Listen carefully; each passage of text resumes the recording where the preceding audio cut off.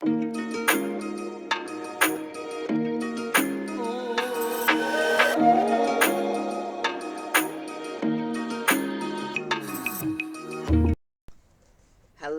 welcome to Ekate's Crossing as we continue with Journey of the Heart, Path of the Conscious Love with John Welwood.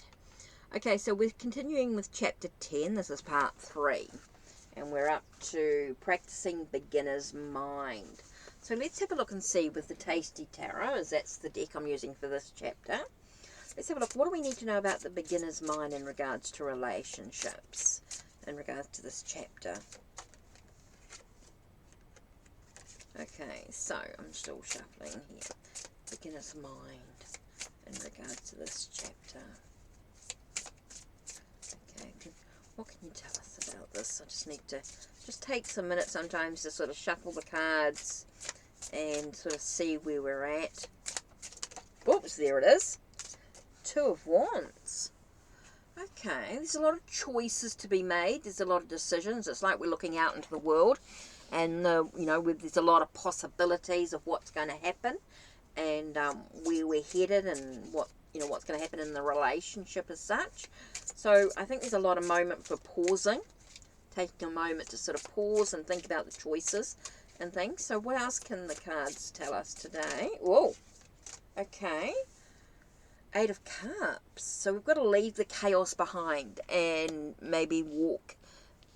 Even if we think it's a benefit for us, sometimes we've got to leave that chaos behind and sort of move into smoother waters, or sort of not smoother waters, but walk into a smoother area, more happiness, more joy. We've got to find that joy and that peace, that emotional connection, which is super important here. That's interesting. Okay. And here we get the moon. Okay, so we're moving into the unknown, but it's a new cycle. It's like the emotional tides are in and out, and so we've got to find that sense of working through that process that we need to do here. So this is very interesting that we're sort of moving into a new cycle. We've got to face our fears, deal with stuff like that so that we can walk into something better. So there's a lot of thinking to do, a lot of reflecting in the choices that we actually need to physically make. We're at this precipice. I feel like we're at this edge here where we've got to make a choice in the direction we're going to go. Are we going to stay stagnant? Or are we actually going to make the decision to move forward through this relationship that's going on at the moment? Even though we're going to be facing our fears, we're going to be walking into the unknown, we're going to be that sense of a new cycle going on here. We might be dealing with our emotions a lot. So there's a lot of stuff going on with these cards. I think there's a lot of layers to this. So here we've got the 2 of Wands, 8 of Cups, and the Moon. Interesting cards there. Okay, so let's continue. Practicing beginner's mind. To step out of oppositional mind and develop larger vision on the spot, we must put aside our stories about what is going on so that we can take a fresh look at whatever situation we are in. When we do this, we come back to the present moment, which is as sharp and thin as a razor's edge. This always involves a slight jolt, which wakes us up. These little moments of waking up are pulsing with uncertainty at such moments. The most honest statement we can make about how to proceed is, I don't know. How could I know? I just arrived here. For some, admitting that they do not know is a sign of weakness. Yet, for the warrior of the heart who honours the great unknown, surrounding him on all sides, acknowledging the truth of not knowing is like a cool breeze. It clears away the clouds of the busy mind, allowing a fresh and precise response to what is happening in the present moment. To keep refreshing our perception in this way is to practice beginner's mind. When we can face what is happening without relying on old stories or beliefs to interpret it, we invite our larger intelligence, free of attachments to fixed views, to guide us. When a businessman I know returned home from a month-long trip, he and his wife had a hard time finding common ground again. Their first reaction to each other was, "Who are you?" For they had been having very different experiences in their time apart and were in a very different places.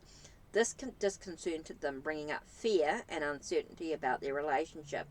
At such times, the mind's tendency is to jump to some conclusion, so each of them could feel the temptation to concoct a story to explain what was going on. Something has happened. Things are not the same between us. We are drifting apart. Yet they managed to resist the temptation, agreeing, let's just let this gap be there for now. Let's not try to fix it or to make up any stories about it. Then, as they naturally began to reconnect over the next few days, they found their interaction newly vibrant and alive because they had so much to tell each other about the different things they'd experienced. They were heartened to find that they could trust their love to recreate itself without deliberately trying to make it happen. This couple could more readily proceed in this way because they had learned, after going through many changes together, that a relationship can only renew itself by shedding its old skins. Early in their marriage, they had become firmly entrenched in classic codependent positions. He was the big strong man who took care of their relations with the world, while she was the doting female who took care of him at home. When they both finally rebelled against the burdens of this arrangement, their relationship went through a major crisis. What would bind them together if they no longer needed each other to fill these old codependent roles? Should they move forward and risk losing everything, or should they stay stuck where they were and feel miserable? This kind of crisis happens in every relationship, often many times, for the initial ways in which two people fit together are usually shaped by old childhood scripts that must eventually leave behind.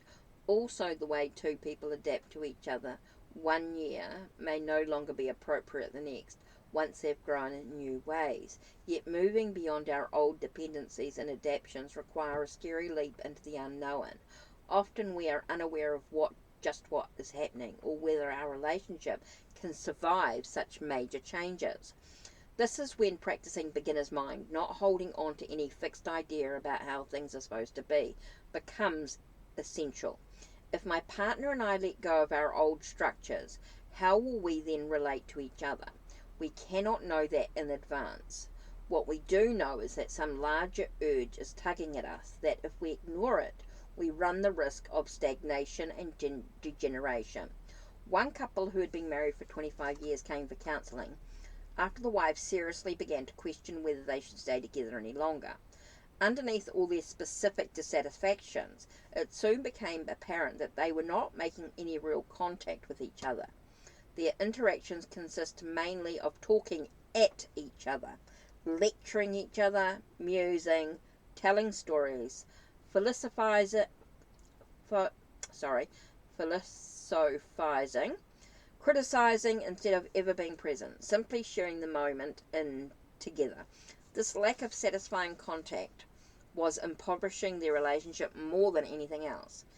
Bringing this to their attention, I asked them just to be present with each other on the spot, without going into their usual routine. This made them both uncomfortable, because it meant not knowing what to do. Each time they would go off into lecturing or talking to each other in broad general terms, I would ask them to come back and see what it was like to stay in contact without knowing what to do. This forced them to give up playing it safe. At first they felt helpless, then frightened, then angry, then discouraged and sad. After going through all these reactions, this couple eventually began to see the humour in their situation. Despite 25 years of relating, they still did not know how to relate. When they let themselves appreciate this, it felt as though they were meeting for the first time, and a new freshness and excitement started entering their contact. From that point on, this couple had a path. If a couple is willing to let the patterns their relationship has settled into die, it can keep being reborn, and they may find their connection deepening with every death and rebirth, taking on a further sense of adventure as it prods them to keep moving in new directions. However, two people's egos often collide to cover up these crucial moments of flux and transition.